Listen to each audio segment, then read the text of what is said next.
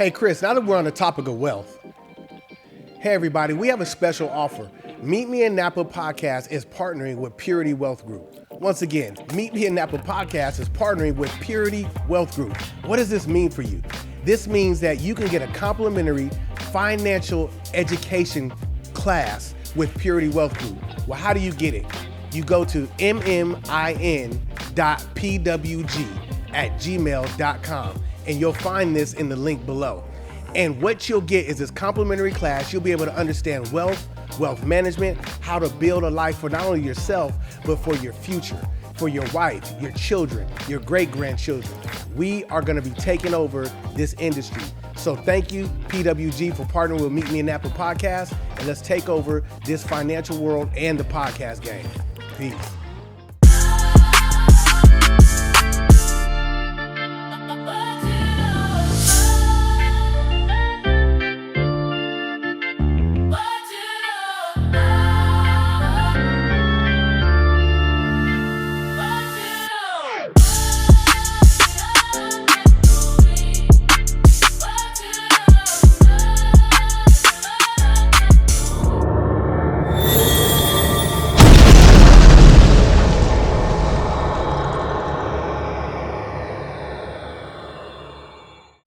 Welcome everybody to another episode of Meet Me in Napa, and actually today it's Meet Me in Sonoma. Yeah. I got a special guest here, Mr. Dominic Dotto. How you doing today? Good, man. How are you doing? I'm doing good. Thanks for having me on here. Oh no, man, I'm glad to come, man. Yeah. One of the things that I love about this journey is that you don't know who you're gonna meet, right? You don't know who you're gonna come across. You don't know what kind of stories you're gonna hear, and so your brand and what you're building here is something that I didn't have on my radar, but I'm glad to have met you, and I'm glad that we could talk about it today and really shed a highlight on what you got going on. You're doing some dope things out here, man. Yeah, thank you. Yeah, thank you. man. No, I'm honored to be on here. I know it's a different perspective and in construction industry of what we're doing, and so it'd be great to just chat and talk about that and how I got to where I am, what I'm doing, Yeah. No, it's dope. So I always say in every conversation, there's no good conversation that starts without a glass of wine. And because we're in a construction company, we don't have wine glasses. We got good old cups, right? So cheers, man. Yeah, Give me a cheers, man. Yeah, we got. Because if you're on a construction site, that's really how it goes, right? Absolutely. So you have a bespoke construction business. Yes. And they come from a legacy of Dotto family name here in the Bay Area. Yeah. And you're currently here in Sonoma, but just give us a little bit about the history of your family, the name, and how did you get to where you are today with what you're doing? Yeah. So Dotto, originally my grandfather was the first one here from Italy and Genoa, came over here to Santa Fe, and started Dotto Glass about 70 years ago now. Okay. And Was that what he was doing in Italy? Was he doing No. How did he come upon that?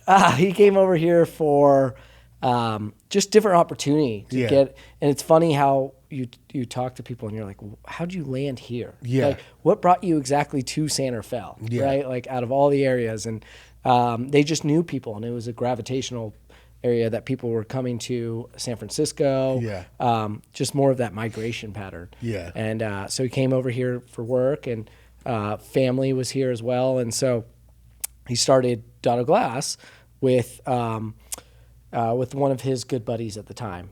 They kind of went together in on it, started it, just were like, hey, we'll see how this goes. And 70 years later, he's still around. He's about to be 90 this year. Oh, wow. Which is so cool. What a blessing. Yeah, and for me, it's cool because I grew up looking up to him and watching his success and the way he treated people and the reputation he built in the community. And now to have my own company and to have him see that is a total full circle for me. Yeah. So that's been super cool. But yeah, so he started that. My mother, he sold it to my mom, my uncle, and John Lyons, another partner. So there's three of them. They ran it as I grew up. I was the shop boy doing all the jobs that no one wanted to do. Work, pick up the broom, take out the trash. Yeah. Yep. I actually started loving it so much. Well, not that, but loving working. That's where I really found like my true calling for just like for me, it wasn't school, right? So I was cutting class, leaving, going to actually work. And half the time my mom didn't know because she was in the office and I was in the back going to job sites, doing deliveries. And for me, my passion's just always been, getting stuff done, being an entrepreneur,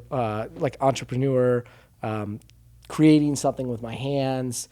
I just, struggled with school was just like not my forte. Yeah. And I knew it and I was fine with that. Yeah. And that's where that led to.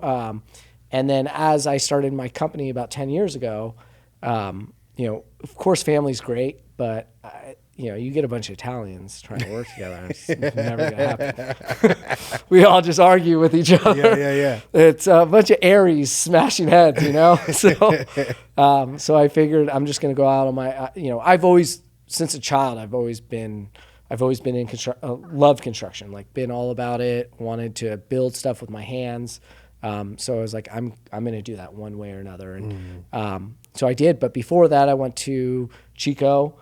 Went to Butte College, studied architecture and drafting, just to understand that component of it. And then I went into the field and started learning how to actually build and started as a grunt, worked my way up to a foreman and lead framer and really spent the time learning. And cause it's like, you need to know if you're going to go and do it, you gotta get in it. Step by step. Yeah. You can't, I'm not going to ask anyone to do something I've never done. Right. So like, I want to get into it fully. And so then from there, I went to Gelati, which was really cool. They're big construction company. And Mike Gelati and the team there is amazing. And so they took me in as a project engineer, which is under a project manager. And I learned civil construction and roadways, which is way different than residential, but it's a learning curve that I look back now in my career, and I'm really glad I took that venture and spent a few years learning highways and roads, because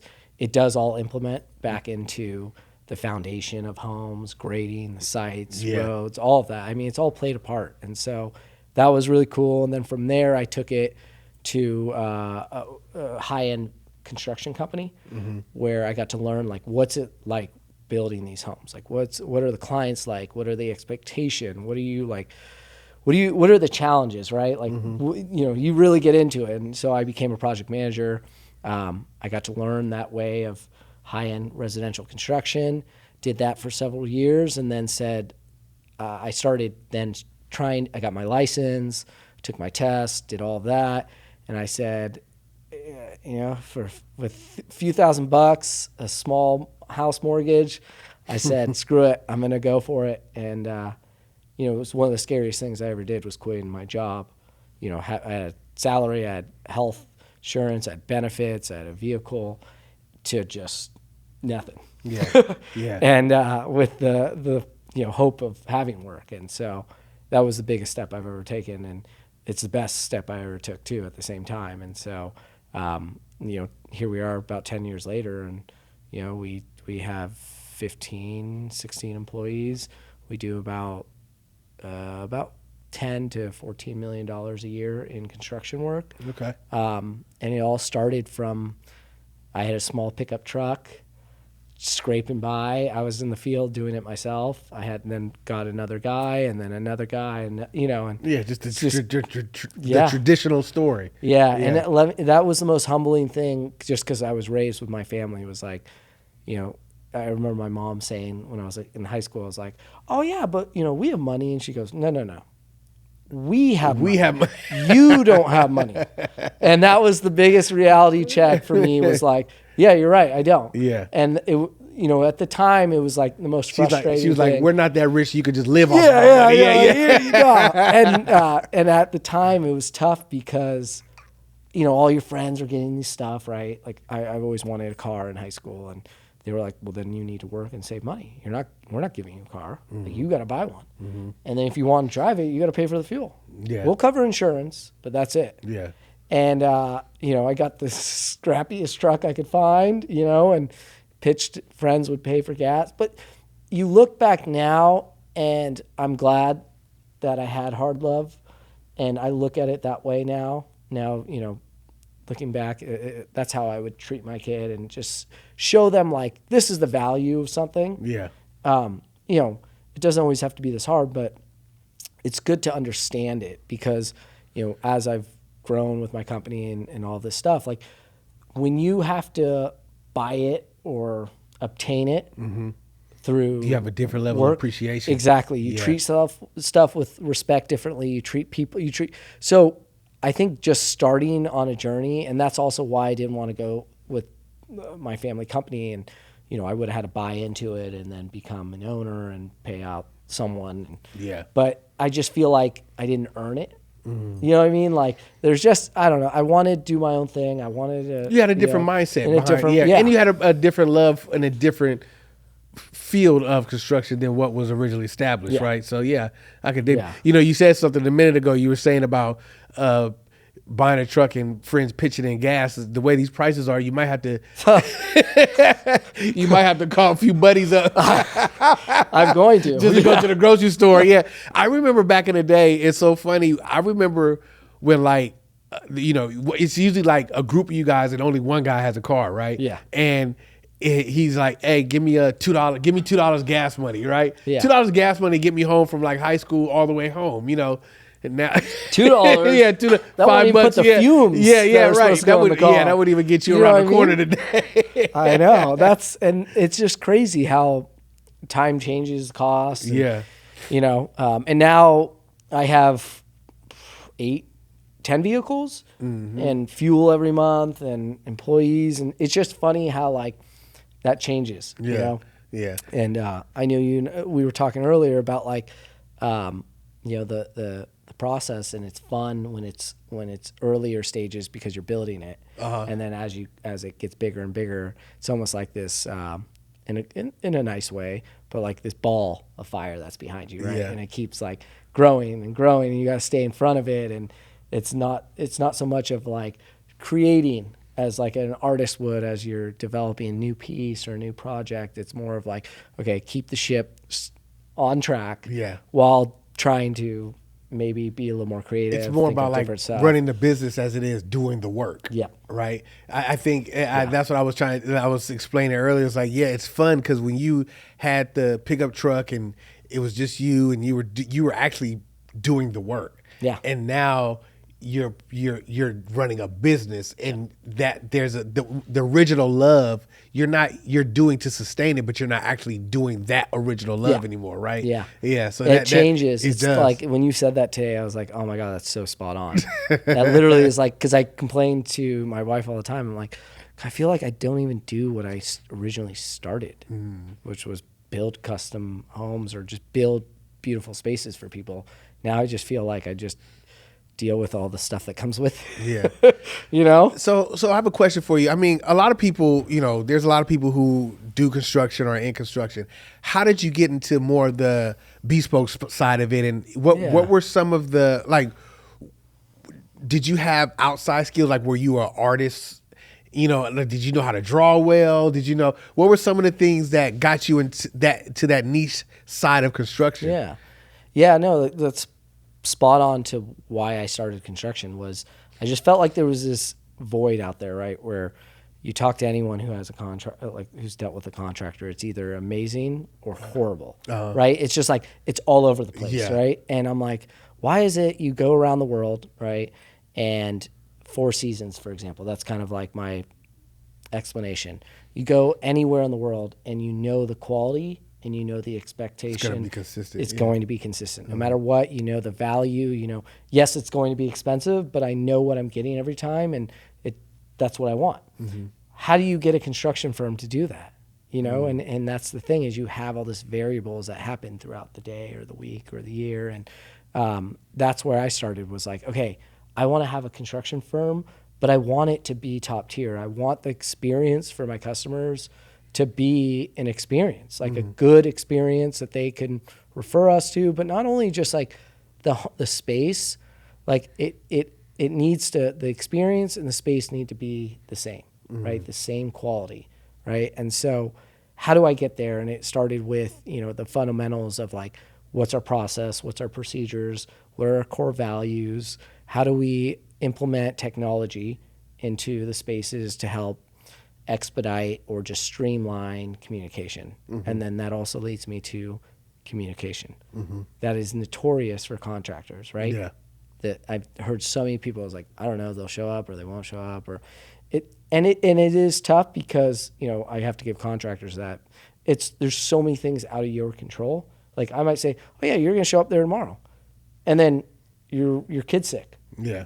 I can't control that. Yeah. And now I just told someone something that didn't happen. Yeah, so right now here I am doing what I say I'm setting out not to do. But there's just a way to go about it and a process and expectations. And it starts with the beginning, the initial like conversations, expectations, right? So we talk about communication, expectations, the next step. It's like setting from the get-go of like, look, this is going to be disruptive to your life. This is going to be a process. This is how it's going to go. Is this going to be okay for you? Yeah. Like, let's air it out now. Like you're setting the customer's expectation. Yes. Yeah. I think that's true. I was saying that before, how you get in there and the person thinks, oh, I just want to change the floors. And then you change the floors and they're like, oh, well, I don't like the baseboards. Then you do the baseboards. Now the paint on the wall doesn't, and it just keeps going. So you have to come in there and set the expectation for the customer before you even start the project, or else, because you already know what you could deliver. Yep. But they don't know, and they have to have a realistic expectation too of the money, the cost, the time. Yeah. And every time they add a little light here, there's always a little ad. There's always a little ad, it's all about like the core values to be successful is clear communication, setting expectations, being transparent, and just following through with what you say you're going to do. And it's okay. Shit's going to happen. Yeah. There's so much stuff out of our control. And I tell them like, look, I'm going to tell you one day someone's going to be there and they're not going to show up. Yeah.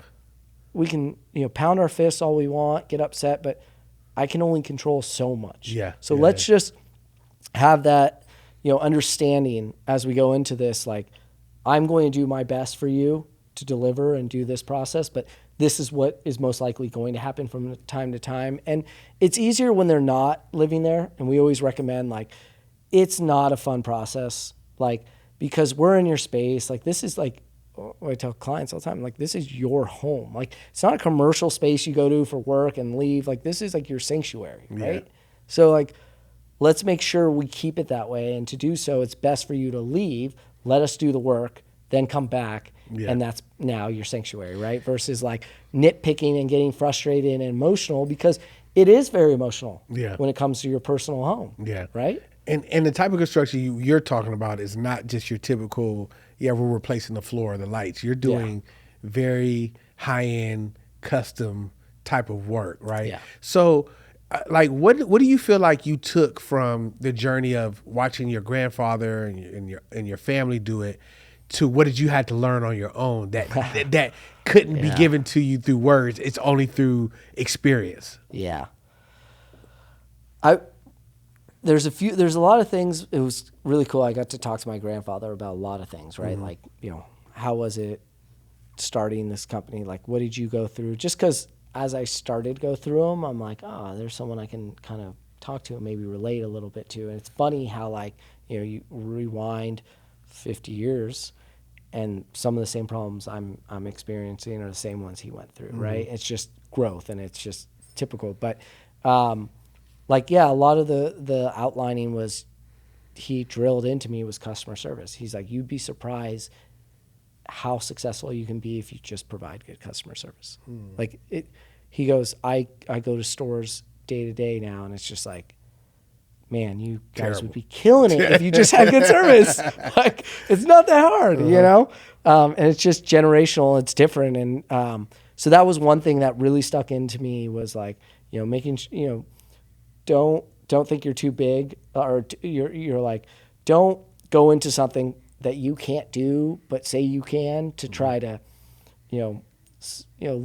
make yourself look good or try to get this job and then fall flat on your face. He's like, Yeah. you're just trying to get the money. Yeah. And it's like, I've been honest. That taught me so much of like, how many times I've been like, here's a good example, right? We're doing a development right now. And I had an entire infrastructure of power that we had to provide to this community. I've never done that before. Never. Mm-hmm. We've done them from the power pole to the house, but that's it. And I'm going to this, I'm running this thing, right? So I go to this meeting with how many? There's 8 PG&E people. You know how it is. There's 8 of them that show up. And I'm, a little intimidated. I get out of the truck and, they look at me and they go, which, I'm used to now. Oh, this young guy, kind of like arms crossed, like, what is this punk gonna say, Yeah. And the first thing I said was like, hey guys and girls, I have no idea what I'm doing with this. I really am gonna need your help. Please teach me whatever you can. Mm-hmm. We'll get this together, done together, and then we'll get it, we'll get these houses all charged up. And it was like all of a sudden, like these crossed arms dropped, and it was like, oh yeah. They want to teach you. They want to, like, so many people want to teach you. They want to, like, give you, like, because I don't know. It's something like when you craft something mm-hmm. really well, it's personal to you. And if you can, like, teach someone or influence someone on that, like, it's meaningful to you. Yeah. So for you to open up and allow them to do that, you will learn so much more, and people will respect you. Versus like, yeah, I know what I'm doing. Don't, blah, blah, blah. And then I don't. Right, now I look like an idiot. Yeah. Right. And no one respects you and they're not going to listen. So it's just, those were fundamentals I learned I would say from him as like the growth, but not being prideful, basically. Yeah. Yeah. Like, and even to this day, I run this company. I'm wearing all these hats, but I'm the last person to point a finger, to not pick up the shovel, to, I don't care. Yeah. You know what I mean? I don't care if I'm the owner or if I'm doing grunt work or whatever. I don't really care. It just needs to get done. Mm-hmm. I'm a doer. Mm-hmm. Like that's my philosophy. And if you have that philosophy, that's where those are the people that get shit done, mm-hmm. So that's where all that reflects on. I might have went off the full question you asked. No, I was just saying, so some of the things that your grandfather might have taught you, but then what are the things that you had to learn just in your own? Because, there's that part of life, right? There's a lot of stuff. There's a part of life, and I think in any journey where you can be told a lot of things, but then you learn things just because your experience is unique. You're in a different industry. You're not dealing with the same type of work. Maybe the customer level could be different. I don't know, but I'm just saying, there's something that life gives you that is your unique experience, right? Yeah. And that's in business, that's in relationship, right? Because I notice, I'll give it an example. You get married, people say, oh, just be patient and just forgive, right? Yeah. Those are very general things, which are important, right? But you don't know the level of patience you have to have with this individual that I've just said I do to. Yep. Maybe your patience didn't have to be as big as mine, or her forgiveness towards me might not have to be the way so there's always levels, right, that are very unique. So in business, in your journey, what were some things that you had to learn on your own that aren't just so general? Yeah. I would say a lot of the stuff I had to learn on my a lot of stuff you learn on your own and you learn really fast is when you lose money. Right? Like that's if you want to learn something fast and never do it again, lose some money. That's why I don't gamble. That's why I have, and then I don't go back to the casino. Right, yeah. No, I would just say like the things you can't, it's like some stuff in life where people tell you like, oh, you just got to experience, like, oh, I've seen the world. No, but have you traveled the world? Well, no, I've seen it in photos and picture books and TV. But no, you haven't traveled. Yeah. And that's true to like being the experience that I'm through. It's like people have told me stuff, but it's almost until you get into it, mm-hmm. you really don't, like you hear it, but you don't. Mm-hmm. It's like white noise, right? Mm-hmm. Like, yeah, it's not that bad. But I would say just learning like process, procedures, trying to steer a ship. And what one GC told me gave me some advice, was like, hey, like if you want this ship to turn a certain way now, do it. Because the bigger you get, the harder it is for that thing to turn. And he's like, figure out your process and procedures. And so you start learning these things of like, oh, yeah. And you're like, oh, gosh, yeah, I really need to get those things dialed in because it's not just me. This is how the company does stuff, right? And that's the process and our procedures. So, like, that was really big for me, learning just humans. Like, we all think we know people, but you don't until you deal with all different experiences, right? Like, we always interact with humans when it's the great side, right? Like, majority of the time, like the 50% where you're happy or, like you're just having normal conversation. But like, what happens when like money gets involved? The transactions. What happens when that person feels that you didn't fully follow through with what was expected and now they're upset? There's emotions connected. Like, so I would say dealing with people and understanding and hearing them was a huge, you can't get taught that. Yeah. You know what I mean? Like how to, like, when a moment arises where people on a job site are very, and money and emotions and all this just creates tension, right? And like, how do you handle those? Like, there's no book, no one tells you how to, and you either bring fire to fire and you burn the thing down, or you bring water and you learn how to manage people, manage when they're on their hots and when you need to cool them down, and then have the conversations. I've learned a lot of times where I wanted to express stuff or talk to them, but learn like this isn't the right time for them. It's not just about me. And I think was for me as a kid and growing up, and I'm 34 now, and I started this when I was 24, 25. I've learned so much of like for myself of just like, it's not just about me. Even though it is my company, it's not about me. It's about the people around me, the people we impact, our presence to the community, and just hearing people, like listen to them. And so that, I would say, no one can teach you that. Yeah. You know what I mean? It's like one of those things where like we'll be in meetings and I can hear someone who's frustrated, right? They feel like they've expressed it. No one's hearing them. They're at their wit's end, right?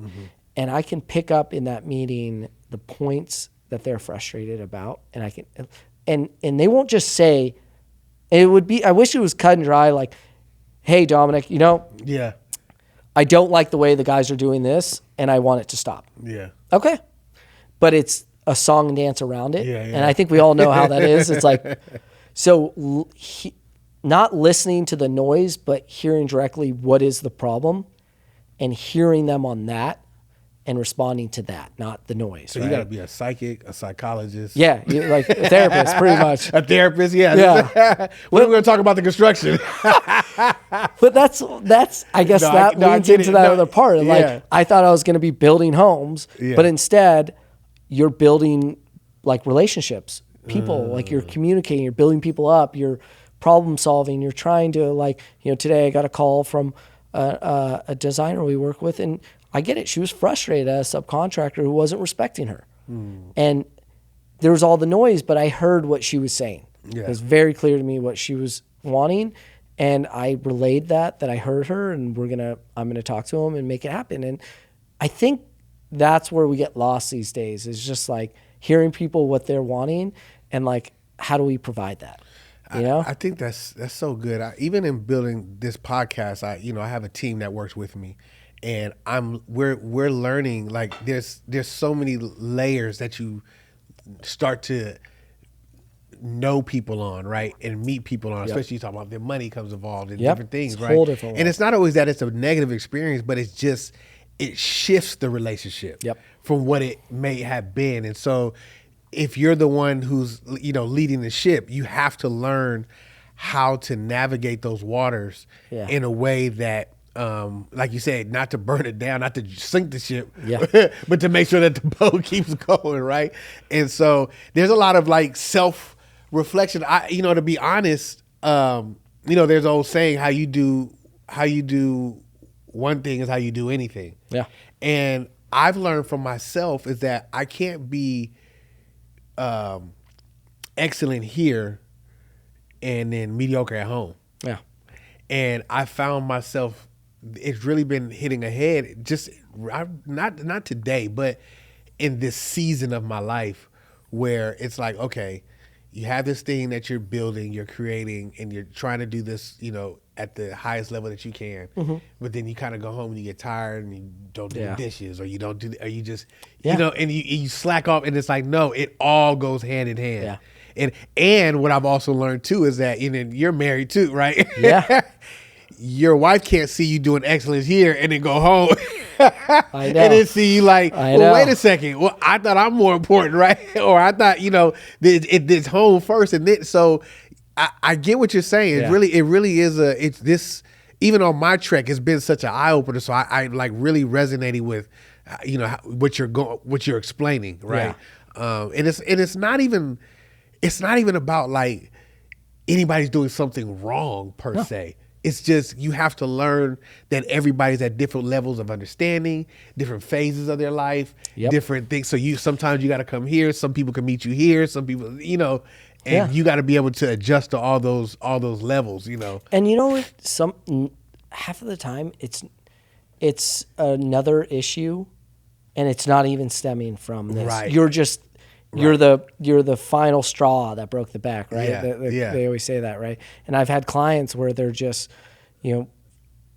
upset and angry and expressing it to me, and I listen and I go, okay, I hear you. And I said, look, I'm happy to, one experience I had, I said, look, I'm happy to, let's meet tomorrow. I understand you're frustrated and upset, and I don't want to make it worse, but let's meet tomorrow and we'll go through it, and we'll take care of anything that you feel that's not right, and we'll make it right. Yeah. I mean, this is your home. We're going to make it right.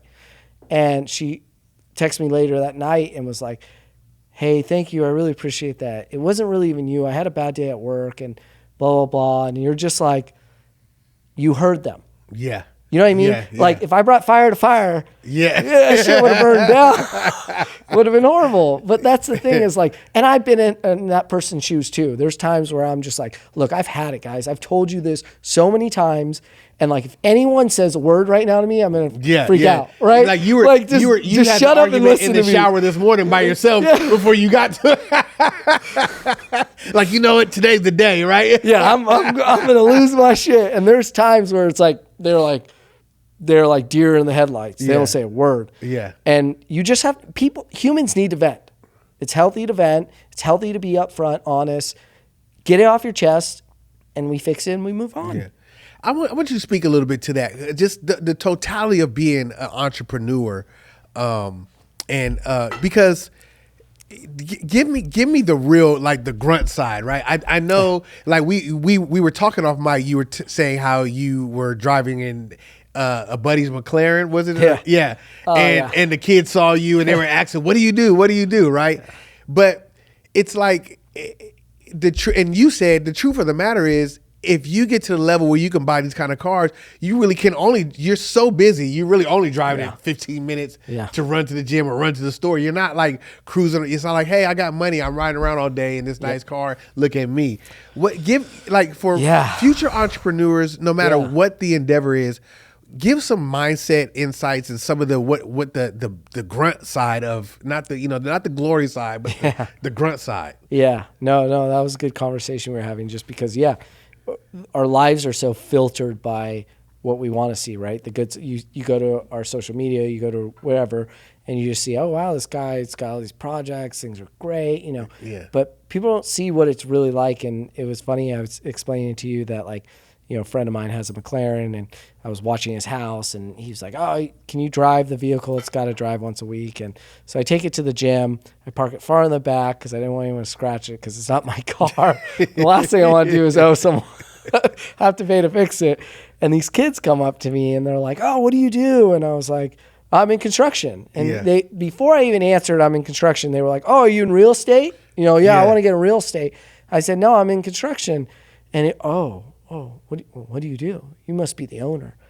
And I go, what do you kids do? And they, we're in school, blah, blah, we're doing this, but I want to be a realtor and I want to have big money. I want that car. And I go, look, if you want this 90% of the time and want to work 10%, you'll never have this. Yeah. And you'll never be like, this isn't how it works. Like you You're going to grind and work your ass off for 90% to maybe have 10% of this, where you get to drive it to a gym or go out to dinner with your wife in it. And it's not what you think, you know what I mean? It's like, and it's not a deterrent. I didn't want to scare them away. It was more of like, hey, like, this is what social media and the reality is not showing you, is like, you have to grind, you have to work hard. Yeah. Like, this is the small percent you get in life to maybe have, go on vacation for a week with your family, go, step away and do something, or go on a lavish, go to Italy for a month, right? Take it off. But like, that's not 90% of the life. Yeah. That's that 10% you get if you work really hard. And that's working hard for a lot long of years. a long time. Yeah. And so it kind of stems into like entrepreneurship. It's like, I'm a big advocate for that, right? I'm a big advocate for like, look, the whole pathway of school is great. Like, people need to be going to school. You need to be going to college, but college isn't for everyone. It wasn't for me. And so my path was on like construction, hands-on. I wanted to be working, but I had that path and tradesmanship in me, right? And so where I'm going with this is like, you just see one side of things, and I want people to be entrepreneurs. I want people to go out for it and get it. But I also want people to realize like, it is really hard. Mm-hmm. It's really hard. Mm-hmm. And like, people don't see like the sleepless nights, the anxiety, the uncontrolled, just like, there's so much stuff I can't control that I'm liable for every day. Mm-hmm. Mm-hmm. And if that bugs you, it's not, and this is just for the realm that I'm in, that might not be a good fit for you. Mm-hmm. And it's going to ask a lot more than it's going to give in times, right? And there's times where, the company's not doing great. I'm not getting paid. Mm-hmm. Like, I'm the last person who gets paid because the employees, the company, it's not about you anymore, right? So you have to be selfless in that sense of like, it's not me. All this great stuff is happening because of all the people, right? The people of the organization, right? And so you need to be a mindset of a leader, not of, it's all about me, right? Yeah. And so that's big too in it. But kind of to go back to like entrepreneurism, like, it's really just, you have to have that fire in you. Like, for me, I like, if I didn't do this, it would kill me. Yeah. Like, I have to. And I will, like, I just will work my ass off no matter what. And I've learned the harder you work, the luckier you get. And the less you talk about it and more, I've gotten more respect and comments back from people who are just like, oh, wow, you're doing really great. Like, I'm really, like, it's awesome. And I don't like to brag. I don't like to do it. I just want to work, show up, and show. Yeah. And that's the other thing too, is like a lot of thing with entrepreneurs. It's like a lot of people want to talk. Oh, I can do this. I'm going to do that. Give me some money. I'll do this, blah, blah. I'm show. Mm-hmm. Less talk, more performance. And that speaks volumes. If you can just show them, because like, here's a good example. Imagine 24, 25, right? You're starting a company, you're at the table with people who are much older than you, and it's intimidating. Mm-hmm. You're a young kid, instantly your loss of respect. Just it's how it goes. Yeah. Like, you have to, like, you just go into a room behind the like, ears, huh? Shit, all these guys could be my dad. I've just gone down a few on points, and you just go through all that and you learn that like, that's how it is, but you show up, you talk the talk, right? And you perform, and that speaks volume to those people. Mm-hmm. They don't want to hear you come in here and yap, blah, blah, blah, blah. They want to see you perform. Mm-hmm. And I've gotten more respect for that because I just shut up and I perform. Yeah. And it works. You get a lot of respect. And as an entrepreneur, as a growth, like, your biggest goal is your brand, your reputation, your word. So like, building that respect starts with that process. But back to entrepreneurship, like, I quit my job at 24 and like went out with a couple $1,000 in my bank account and was like, I'm going to do this. Like, that's the thing, is a lot of people in life I've seen and I've talked to, it's like, oh, I'd love to do that. Yeah, I want to do that. Oh, that sounds so nice. Like, I wish I was making more money. I wish I was doing this. But then they don't do anything. Yeah. And like, my biggest philosophy is like, you can't be stagnant. You'll never grow. You'll never develop.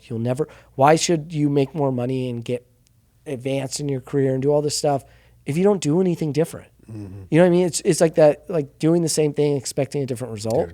It's like, why would someone, so it comes back to like having that fire, being rejected. You know how many times I've been rejected? Mm.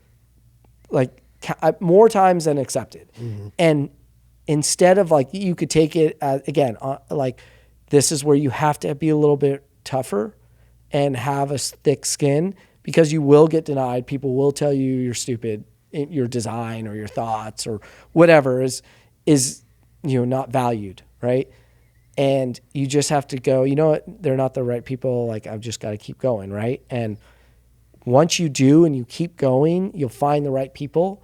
And then those people who said no, they come back. Yeah, they come back. They come back real quick. And the price is higher. Yeah. But that's what I mean. It's like that's the stuff you don't learn. Yeah. I love that. Yeah. Yeah, you have to. And the thing is like, it's scary, but it's the fun. Like I was about to use the word funnest again. It's the most exhilarating ride of your life. Mm-hmm. You know, like my wife right now has been the biggest supporter for me.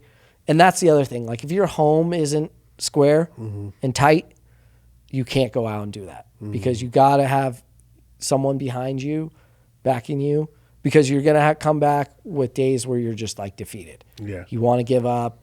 You're like, screw this. I'm like, it's not going, and you need that pep talk. You need that, like, get you back up in your corner and keep going. And so huge is having the fundamentals at home squared away. And like you said, it all stems back to like, if you're performing 100% here, but doing 10% at home, well, of course you're going to have home issues, right? Like you have to be consistent throughout life, right? To your clients, to your projects, to whatever you're doing, as well as your wife, your spouse, your husband, whatever it may be, you need to perform, and there's times it's easier said than done. But, yeah. You know what I mean? Like you can't be 100% all the time everywhere, but it's like, what I want to say is like, entrepreneurs, go for it, do it, set your mind, but be ready, because it's going to be, it's like anything when they say you go like it rain, it rains, the storm comes before the sun, and everything gets better. But that's the reality. It's like, it's going to be hell, but it's going to be fun. It's going to be a journey. It's going to be cool. If anyone were to ask me, would you do it again? I would do it 100 times again. I would never change a thing. Even the hardest, shittiest moments all taught me different things, and I've learned from them. Like even the worst times where you're like, shit, how is this? This is so bad. Like, how am I going to get through this? Blah, blah. I got to the next level and not steps. And it was funny. I was talking to Jamie the other day in here, and he made a good point where it's like, as an entrepreneur too, another thing people don't understand is like that feeling you have when you're employed and all that, you have that comfort, right? Like, you have a check coming every week, you have insurance, all this is covered.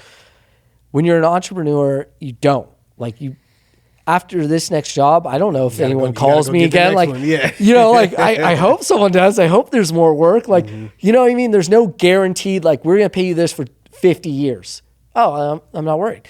So you always have that in you, but as you grow with the company at the same time, right? You want to do these big projects. And for me, it's like, I want to do these massive custom high-end homes. I want to really grow and explode. And you go through phases, right? So like, think of like, you're going to go hike, gosh, I'm spacing on one of the Mount Everest, right? Uh-huh.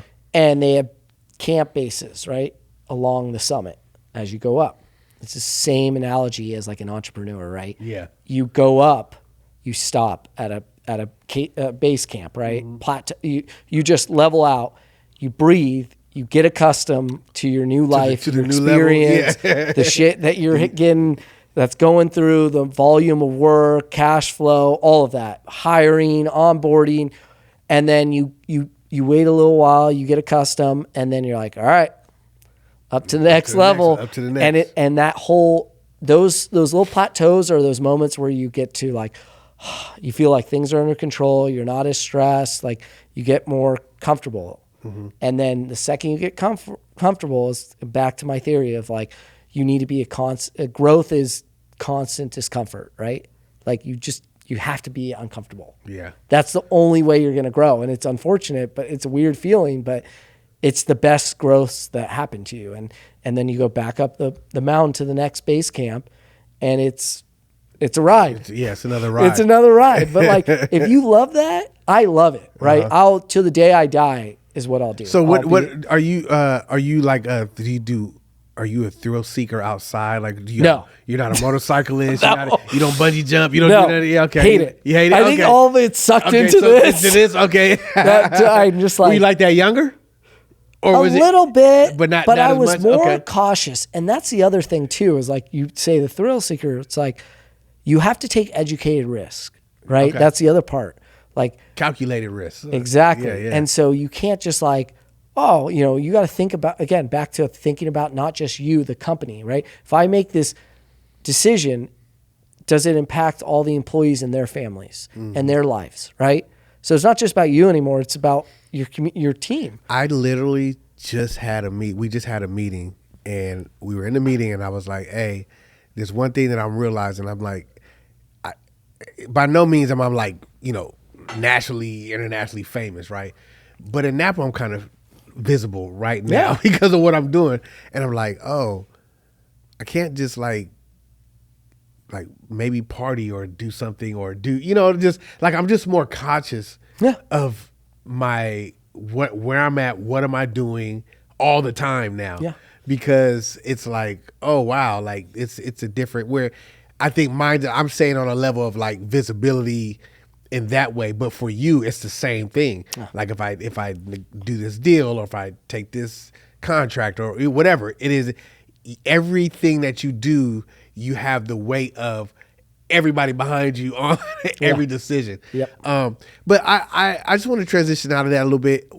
So you've been in this for 10 years. Yeah. Right?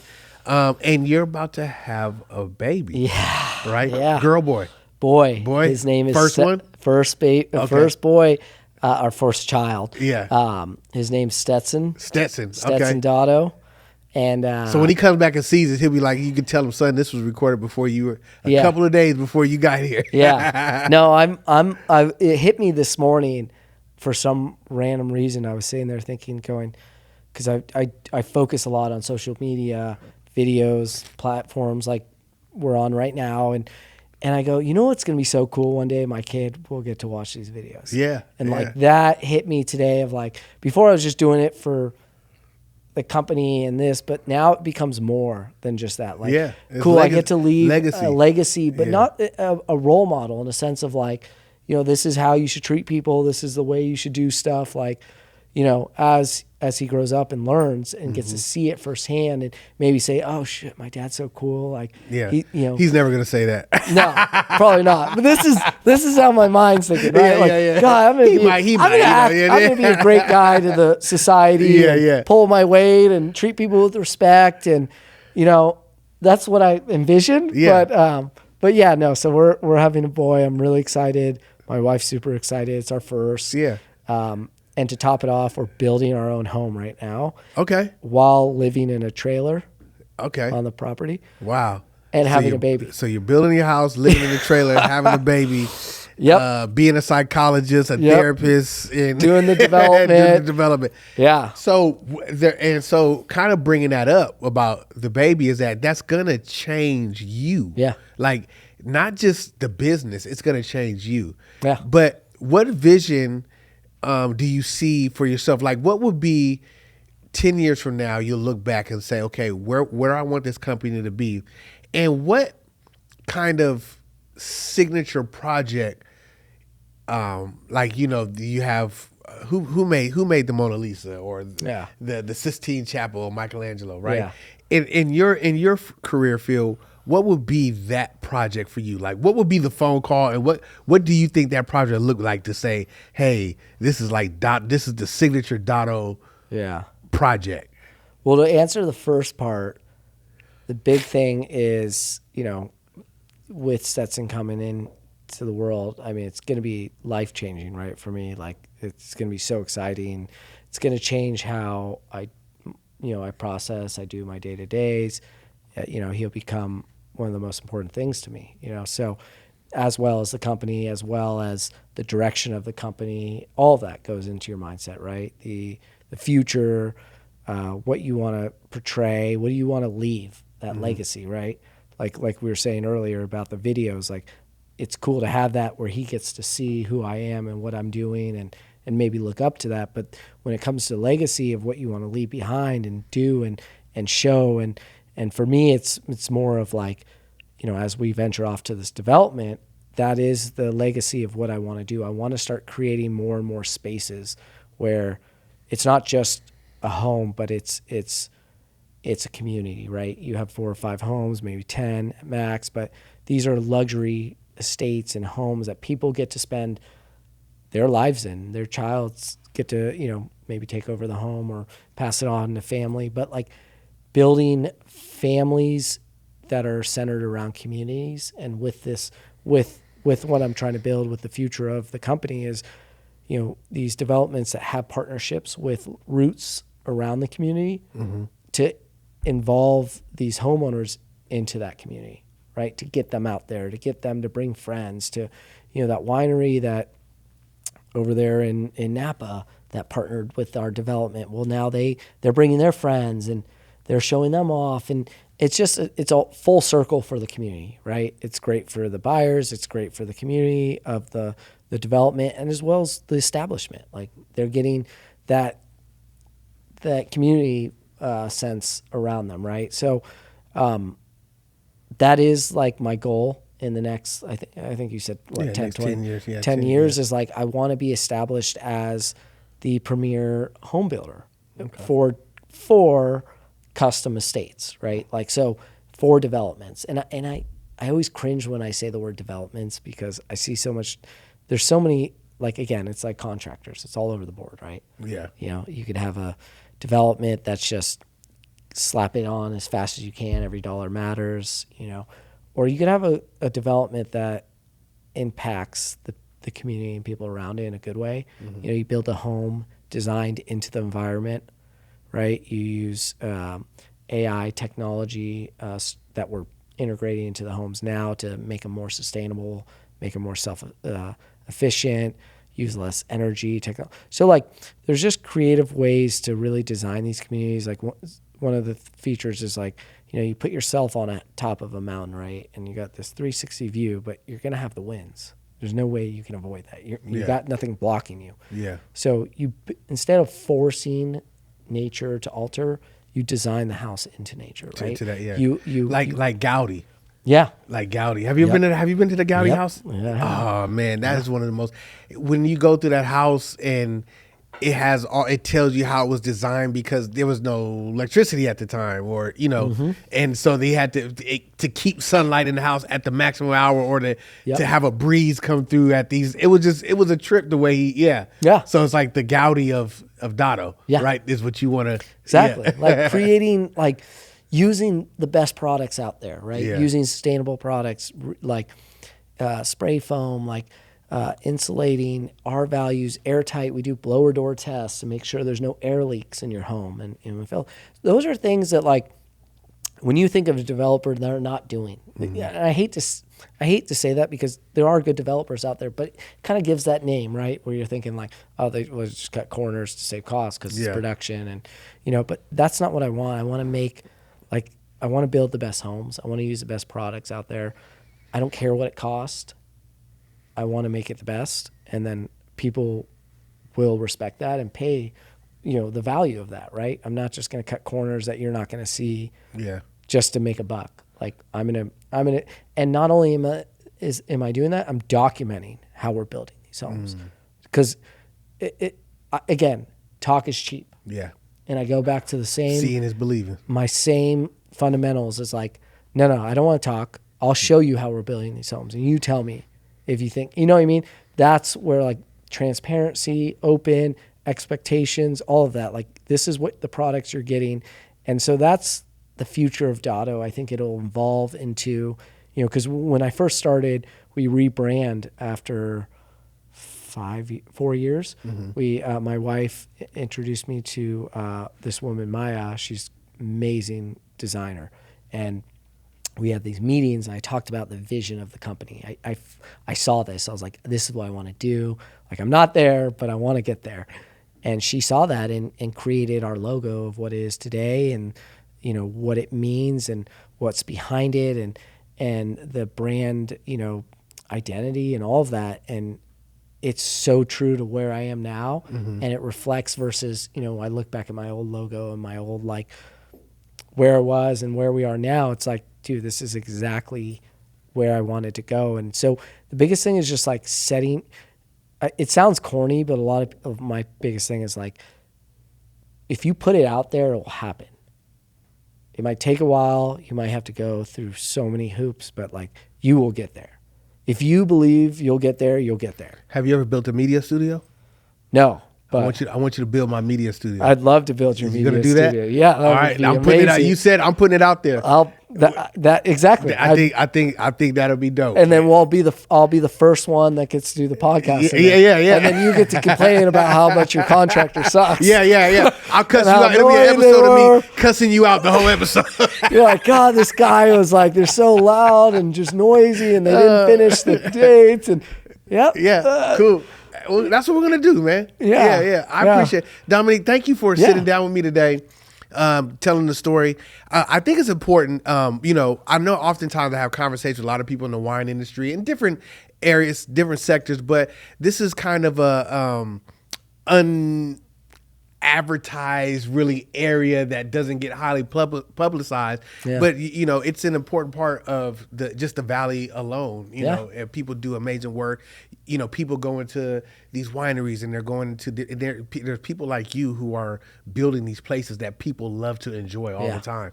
One of the things that people do when they want to dream big is go drive through neighborhoods where and look at these things, right? It's inspirational. So your company and your hands are one of the things that help build these things. And so I'm grateful to have you on, and I'm gonna hold you to building our state-of-the-art media studio in a few years, man. I would love to. This is awesome, Beyond. Like you said, you drive through these communities. I think that's one of the biggest things that I've taken from where I am now, is like, I get to look back and say, wow, I got to do, you know, it was challenging at the time or tough to get through, but man, it was so cool. Look at all these projects we touched or we were a part of.